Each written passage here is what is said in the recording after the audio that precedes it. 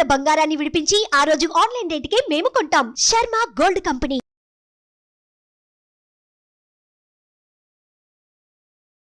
నమస్తే, welcome to Suman TV.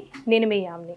మనకి August 16 నుంచి 31 వరకు అసలు 12 రాశుల వారికి సంబంధించిన మంచి చెడు ఏ విధంగా ఉంటుంది, ఈ విషయాలు మనకి తెలియచేయడానికి ప్రముఖ జ్యోతిష పండితులు బ్రహ్మశ్రీ నందిబట్ల శ్రీహరి శర్మ గారు ఉన్నారు. గురుగారితో మాట్లాడి ఆ విషయాల గురించి అడిగి తెలుసుకుందాం. నమస్కారం గురుగారు. వాగర్థావివ సంపృక్తౌ వాగర్థ ప్రతిపత్తయే జగతః పితరౌ వందే పార్వతీ పరమేశ్వరౌ. సదాశివ సమారంభాం శంకరాచార్య మధ్యమాం అస్మదాచార్య పర్యంతం వందే గురు పరంపరాం. ఆదిత్యాయ చ సోమాయ మంగళాయ బుధాయ చ గురుశుక్ర శనిభ్యశ్చ రాహవే కేతవే నమః. శృంగేరి పీఠాధిపతులకి, కంచి పీఠాధిపతులకి నమస్కారములు తెలియజేసుకుంటూ కార్యక్రమాన్ని ప్రారంభిద్దాం. గురుగారు, ఇప్పుడు ఆగస్టు 16 నుంచి 31 వరకు అండి అసలు కర్కాటక రాశి వారికి ఏ విధంగా ఉంటుంది?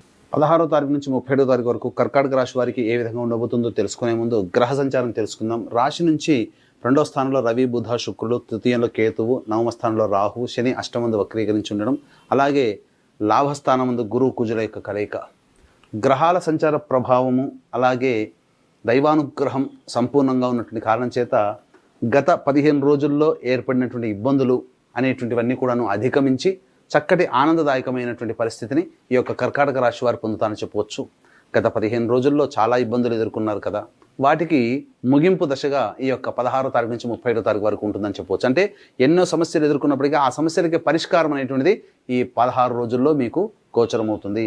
ముఖ్యంగా రియల్ ఎస్టేట్ రంగంలో ఉన్నటువంటి వారికి, ఎఫ్ఎంసీజీ రంగంలో ఉన్నటువంటి వారికి అధిక ధన రాబడి, అలాగే ముఖ్యంగా పెట్టుబడి పెట్టినటువంటి విధంగా వాటికి మంచి స్థాయి అనేటువంటిది కలుగుతుంది. సకాలంగా నిర్ణయాలు తీసుకోవడం, తద్వారా మంచి అభివృద్ధిలోకి భవిష్యత్తులో వెళ్ళడానికి ఈ 16వ తారీఖు నుంచి 31వ తారీఖు వరకు మంచి సమయముగా చెప్పవచ్చు. ఏది ఏమైనప్పటికీ కూడాను భవిష్యత్ కార్యాచరణ సంబంధించిన నిర్ణయాలు తీసుకోవడం ద్వారా మంచి స్థితిలో ఉంటారని చెప్పవచ్చు. అయితే ఉద్యోగస్తులకి మాత్రం కాస్త నిరాశ అని చెప్పవచ్చు. ఎందుకంటే ముఖ్యంగా చేసేటువంటి ఉద్యోగంలో మీ యొక్క పనితనానికి ఇంకా తక్కువగా స్థాయి చేసే విధంగా తోటి ఉద్యోగస్తుల మాటలు కానీ, అధికారుల యొక్క ఒత్తిళ్లు కానీ ఉండడం కాస్త ఇబ్బందికర పరిస్థితులు అనేటువంటి చెప్పవచ్చు. ఏది ఏమైనప్పటికీ కూడా నిరుద్యోగస్తులు బాగా శ్రమ పడితే తప్ప మీరు మంచి ఉద్యోగాన్ని పొందలేకపోతారు. అయితే ఇక్కడ ప్రధానంగా కుటుంబంలో ఉన్నటువంటి వ్యక్తుల మధ్య ఉన్నటువంటి ప్రపంచాలు తొలగి కొంత సానుకూలమైనటువంటి వాతావరణం ఏర్పడుతుంది. అలాగే ఆరోగ్యం పట్ల శ్రద్ధ వహించాల్సినటువంటి పరిస్థితి, ముఖ్యంగా ఏవైతే మీరు అనుకుని అన్ని నోటి దాకా వచ్చి వెనక్కి వెళ్ళిపోతూ ఉంటుంటాయి, ఈ పని అయిపోతుందని అనుకుంటారో ఆ పని మళ్ళీ మీకు బ్రేక్ పడడము, లేకపోతే ఆ పని యొక్క తాలూకు ఫలితాన్ని వేరే వాళ్ళు పొందడము, తద్వారా మీరు కొంత మానసికమైనటువంటి ఇబ్బంది పొందేటువంటి అవకాశం ఈ యొక్క 16వ తారీఖు నుంచి 31వ తారీఖు వరకు ఉంటుంది. కాబట్టి దైవానుగ్రహంతో ఆ చిన్నపాటి సమస్యలను కూడా అధిగమించగలిగినట్లయితే అన్నింటా శుభ ఫలితాలను పొందుతారని చెప్పవచ్చు. వివాహార్థులకి చక్కటి వివాహ విషయంలో మటుకు నిశ్చయితాంబూలాలు వరకు కూడా జరిగేటువంటి అవకాశాలను గోచరమవుతుందని చెప్పవచ్చు. ముఖ్యంగా దాంపత్య విభేదాలు తొలగి మంచి ఆనందాన్ని పొందేటువంటి స్థితి ఈ యొక్క 16 నుంచి 31వ తారీఖు వరకు గోచరమవుతుంది. విద్యార్థులకి అనుకున్నటువంటి సంస్థలలో ప్రవేశం జరుగుతుంది. అలాగే విదేశీయానానికి సంబంధించే ప్రయత్నాలన్నీ కూడాను కొలిక్కి వస్తాయని చెప్పవచ్చు. అయితే ప్రధానంగా వీక్షించేటువంటి సుమన్ టీవీ ప్రేక్షకులు కూడా గమనించాల్సినటువంటి అంశం ఏంటంటే, ప్రతి వ్యక్తికి కూడాను ప్రతిరోజు లేచిన దగ్గర నుంచి నిద్రపోయేంత వరకు సమస్యలు ఉంటాయి. ఆనందంగా ఉండే మనిషి కలియుగంలో ఉండరు. అయితే ఈ సమస్యలన్నీ ఎక్కువగా ధనముతోనే వస్తాయి, ఆ సమస్యలు ధనముతోనే తీరుతాయి. కాబట్టి ఏ సందర్భంలో ధనము ఖర్చులు అధికంగా ఉంటాయి, ఏ రోజుల్లో ధనము రాబడి అధికంగా ఉంటుంది, ఏ సమయంలో మానసిక ప్రశాంతత లోపిస్తుంది, ప్రధానమైన నిర్ణయాలు ఎప్పుడు తీసుకోవాలో వాటి విషయాల గురించి క్లుప్తంగా తెలియజేసుకుందాం. 16, 17, 18, 19 ఈ తారీఖుల్లో మీకు విశేషమైనటువంటి ధన రాబడి గోచరం అవుతుంది. రాని బాకీలు వస్తాయి. ఇక ఈ వ్యక్తుల నుంచి మనకు డబ్బు రాదు అనుకునేటువంటి సందర్భంలో ఉన్నటువంటి వాళ్ళ నుంచి డబ్బు రావడము, తద్వారా మీరు పడుతున్నటువంటి కష్టాలకి ఆ కష్టాలు తొలిపోయే విధంగా ధన రాబడి సమకూరడము జరుగుతుంది. 18, 19 తారీఖుల్లో మీ జీవిత భాగస్వామి నుంచి కానీ, వ్యాపార భాగస్వామి నుంచి కానీ చాలా సహాయ సహకారాలు అందడం, మీరు ఊహించిన దానికంటే ఎక్కువగా ఆనందంగా గడిపేటువంటి సందర్భం గోచరమవుతుంది. ఇక 20, 21 తారీఖులో కనుక గమనించుకున్నట్లయితే మానసిక ప్రశాంతత ఉండదు, కొంత ఆందోళనకరమైనటువంటి జీవితాన్ని పొందుతారు. అన్నిటికంటే మించి కాస్త జిగ్జాగ్ వ్యవస్థ అనేటువంటిది ఉంటుంది. ఇక ఏ నిర్ణయం తీసుకుందామనుకున్నా కూడా కొంత వెనకడుగు వేసే పరిస్థితులే మీకు గోచరమవుతాయి తప్ప పూర్తి నిర్ణయం తీసుకోలేకపోతారు.